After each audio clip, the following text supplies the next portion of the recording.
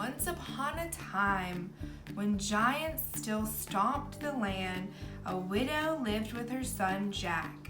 The widow was too sick to work, and one day they ran out of money.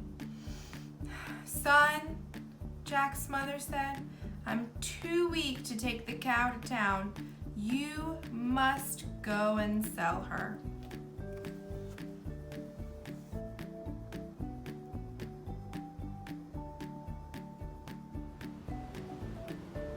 Now Jack was brave and kind-hearted, but he didn't always use his head. So his mother told him to think carefully before selling the cow. Jack promised he would. He was halfway to town when a man stopped him. "Jack," said the man, "I'll give you 5 magic beans for your cow." Jack thought, how could this stranger know my name? And how could he know that I'm selling the cow? He must have magical powers. Then the beans could be magic too. He traded the cow for the beans and went home, very pleased with the deal. Oh, here he is. There's his magic beans.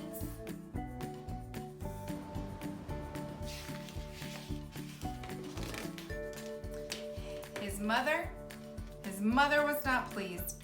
"You were tricked, you silly boy," she cried. "There are no such thing as magic beans." Angrily, she threw the beans out the window. "Now we have no cow and no money. What shall we do?" His mom was not happy with him. Look, there she is throwing the beans out the window. I wonder, what prediction could we make? She threw them out the window. They're outside where there's soil and sun. Wonder what's gonna happen. The next morning, something tickled Jack's nose and woke him up. Surprised, Jack saw a huge leaf and had poked in his window. He pushed it away and peeked outside. A thick beanstalk stretched up, its top hidden by the clouds. "They were magic beans," he whispered. Without waking his mother, Jack started climbing the beanstalk. His arms and legs began to ache, but he forgot about them when he saw the castle. Outside of his window, he saw this giant beanstalk. And after climbing, he's made it to the castle. Wow. Jack knocked on the castle door. A giant woman opened it. "Who's there?" she asked, peering around. "I don't see so well, so speak up." Jack wasn't sure that he wanted her to see him, but he was very hungry. "I'm down here," he said. "Do you have any work I can do for food?" The giantess picked up Jack by his collar and plopped him on on a huge stone floor. "Start scrubbing," she ordered. Thud, thud, thud. "Arg," said the woman. "It's my husband. Hide in the cupboard so he doesn't eat you. Scrub the floor later." There's Jack talking to the giantess and hiding in the cupboard. Her husband is coming. The giant came in, took one sniff, and said, "Fee, fi, fo, fum, I smell the blood of an Englishman. Be he alive or be he dead, I'll grind his bones to make my bread." "Don't be silly," his wife said. "You smell breakfast. Eat it while it's hot." After breakfast, the giant opened his bags of gold. He began counting the pieces, but fell asleep after $135,091. Oh, he's a big guy. Look at that gold.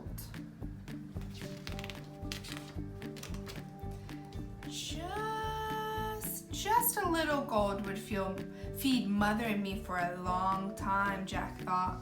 He snatched a small bag and climbed quickly down the beanstalk. Jack's mother was delighted, but when she heard where Jack had gotten the gold, she hugged him tight. Those giants robbed us of that gold and 2 other treasures, she said. They killed your father. I grabbed you and escaped. Promise that you won't go back for more gold. And Jack promised. There he is coming down the beanstalk. Oh, look, that's our cover page. Interesting. With his gold.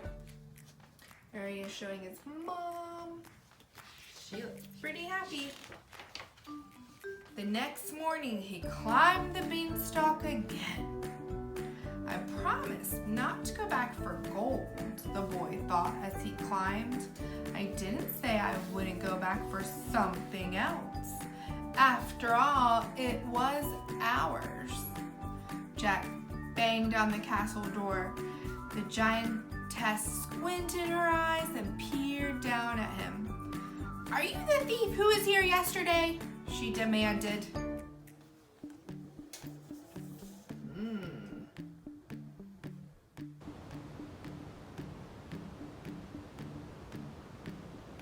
I wonder if she's gonna let him in. "I'm no thief," Jack said. "I'm a hard worker, though, and I expect to be paid for it." The giantess picked up Jack by his collar and plopped him in front of a huge tub of dirty dishes. "Start washing," she ordered. "Good, good, good." "Arg," said the giantess. "It's my husband. Hide in the cupboard so he doesn't eat you. Do the dishes later." The giant came in, took one sniff and said, "Fee-fi-fo-fum. I smell the blood of an Englishman. Be he alive?" Yeah, interrupted the wife. "You smell breakfast. Eat it while it's hot." Let's see if we can find Jack in this picture. I wonder where he is. Do you see him? He's right here hiding. The giant grumbled, but he ate. Then he got a goose from a crate in the corner. He put the goose on the table and roared, "Lay!" The goose honked twice, then waddled back to its crate. On the table was a golden egg. The giant tossed it up and down like a ball. Then his eyes began to hurt from looking at the shiny gold, so he shut them. Did any of you guys find a golden egg over Easter? I wonder if it was anything like this golden egg in the story. I'll show you. Oh, the egg. The goose. As soon as the giant fell asleep, Jack grabbed the goose and quickly slid down the beanstalk. His mother was waiting at the bottom of the beanstalk. She was very angry with Jack. "I didn't exactly promise not to go up again," Jack explained. "You knew that you weren't supposed to," said his mother. "Go to your room."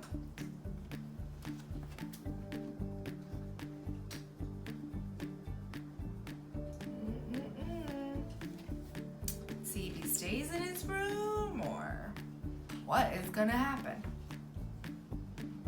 Jack knew that he shouldn't, but the next morning, before his mother woke, he climbed to the castle. Instead of banging on the door, he crawled in a kitchen window when the giantess wasn't looking. The giant's wife hid me in the cupboard. Jack thought, I'll hide somewhere else. He climbed into the wash tub, and soon he heard, good, good, good.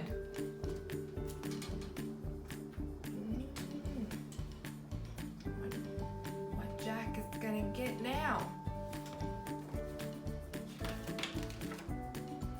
The giant came in, took one sniff, and said, beef, hi, bo, bum, I smell. You certainly do, interrupted his wife. That little thief, he's probably sneaked in here again. He always hides in the cupboard. But Jack wasn't there. The giant ate his breakfast, then he got out a golden harp. Play, he roared. Let's see if you can find Jack hiding in this picture. You see him? There he is.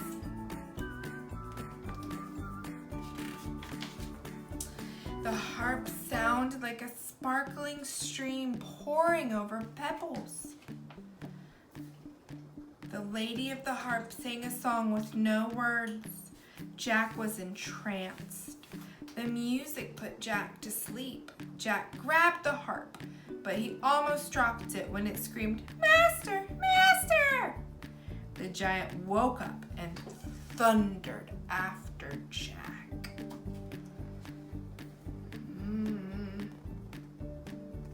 The giant's gonna catch him.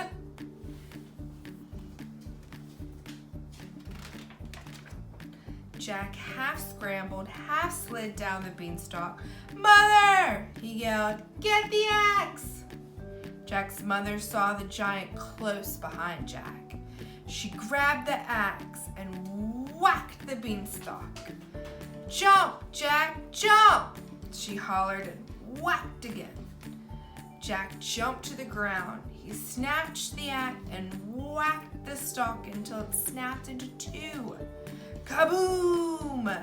The giant and the beanstalk hit the ground together. And that was the end of the giant.